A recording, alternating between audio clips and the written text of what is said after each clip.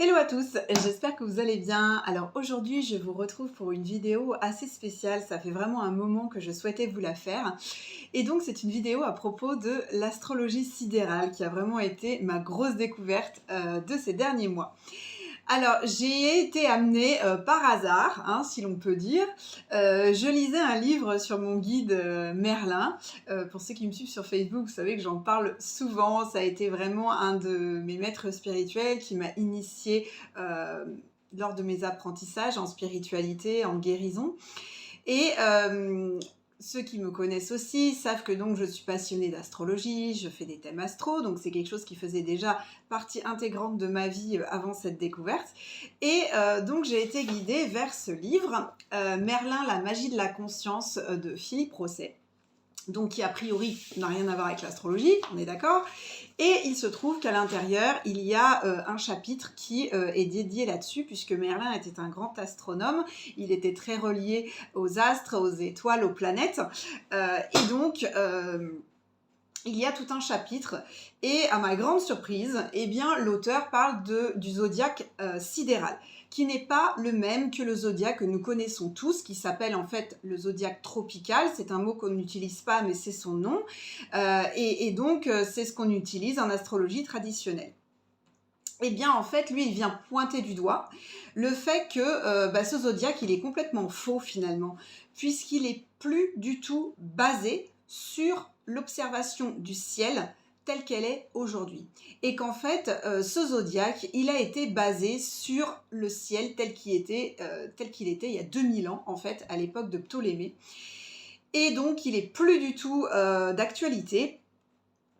Donc ça m'a vraiment choquée, ça a remis toutes mes certitudes en question, évidemment, puisque moi j'ai besoin de tout savoir, de tout comprendre et que les choses soient claires et concises. Et là en fait je me suis rendu compte que en fait c'était pas la réalité.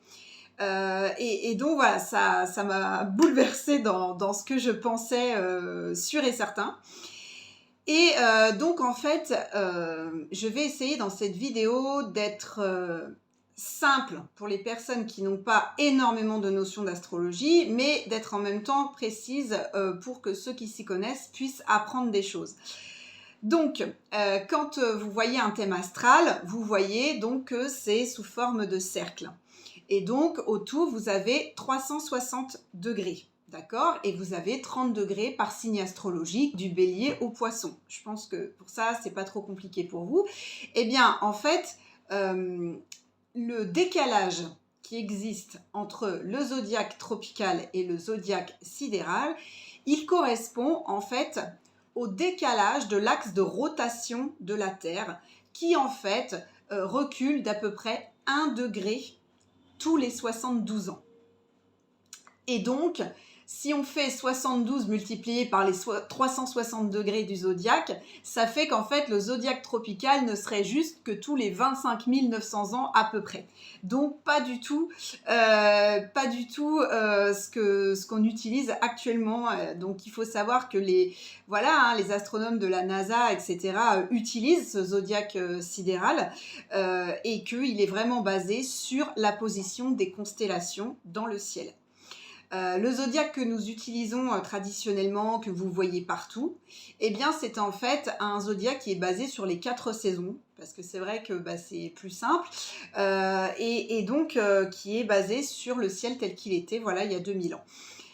Donc, pour résumer, il y a énormément de chances que le signe astrologique que vous croyez le vôtre depuis toujours ne soit en réalité pas le bon, puisque les calculs des astronomes ont fait que il y a environ 25 degrés d'écart entre le zodiaque tropical et le zodiaque sidéral. Ce qui veut dire qu'il faut reculer en fait votre signe, il faut reculer de 25 degrés sur votre thème astral.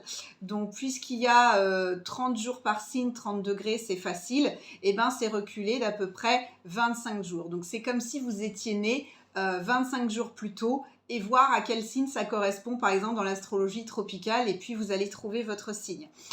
Vous pouvez aussi aller sur des sites gratuits comme AstroThème et cocher l'option thème sidéral au lieu de thème tropical. Et là, il va vous sortir votre thème en fonction du zodiaque sidéral. Donc forcément, je me suis empressée de le faire me concernant. Donc je vais vous donner un exemple. Par exemple, moi je suis née le 6 mars. Donc en astrologie tropicale, je suis censée être poisson. Et ben, finalement, en astrologie sidérale, je suis Verseau. Donc forcément, je suis quand même au fait des caractéristiques de chaque signe.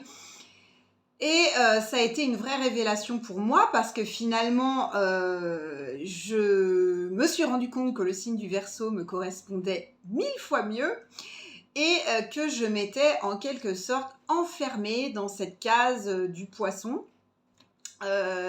qui en fait ne me correspondait pas du tout. Et je pense que malheureusement, c'est le cas de la majorité d'entre vous. Alors, cette vidéo n'est pas faite pour vous dire que l'astrologie tropicale ne vaut rien, que tout est faux. Pourquoi?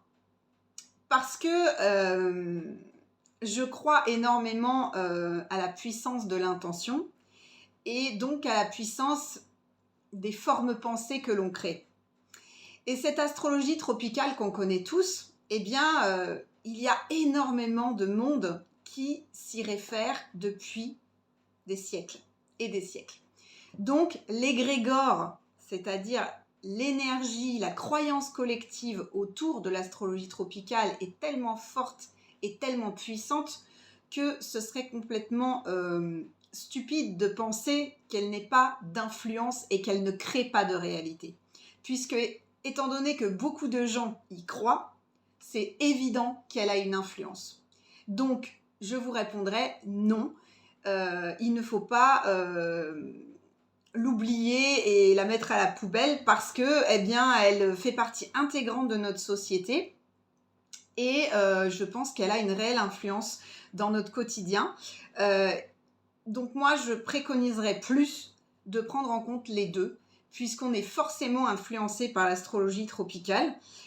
Mais si on s'en détache et qu'on change nos croyances, eh bien, on va beaucoup plus être impacté par l'astrologie sidérale. Donc ça sera vraiment à chacun d'entre vous de faire votre choix, d'aller vers l'astrologie qui vous appelle le plus.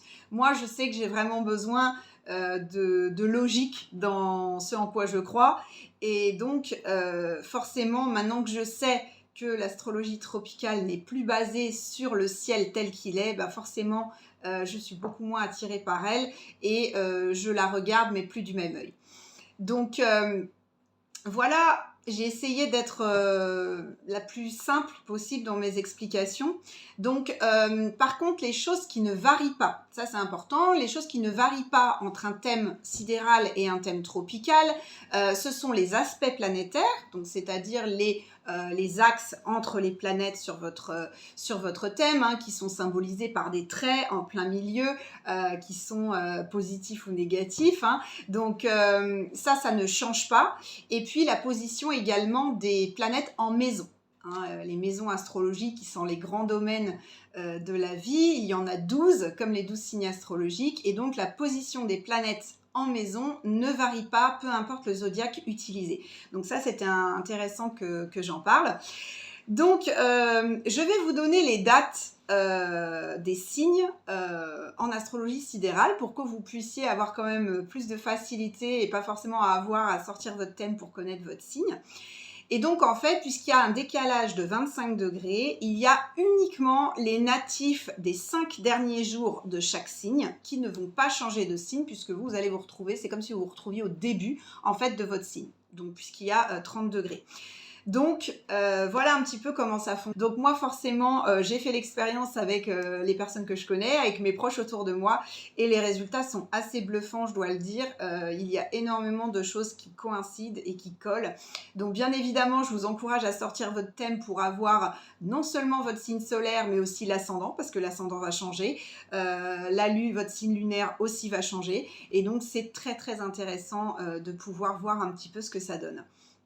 Donc voilà ce que je pouvais vous dire sur le zodiaque sidéral. Il faut savoir qu'il est aussi utilisé dans les civilisations plutôt asiatiques, il faut savoir que l'astrologie indienne, hein, l'astrologie en Inde, eh bien, se base sur le zodiaque sidéral, qu'elle est même enseignée en université, donc ils prennent ça extrêmement au sérieux chez eux.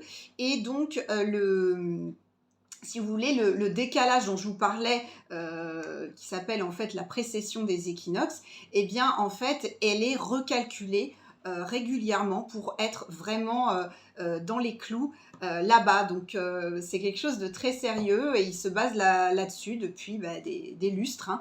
Donc, c'est pas quelque chose voilà, qui est si rare que ça.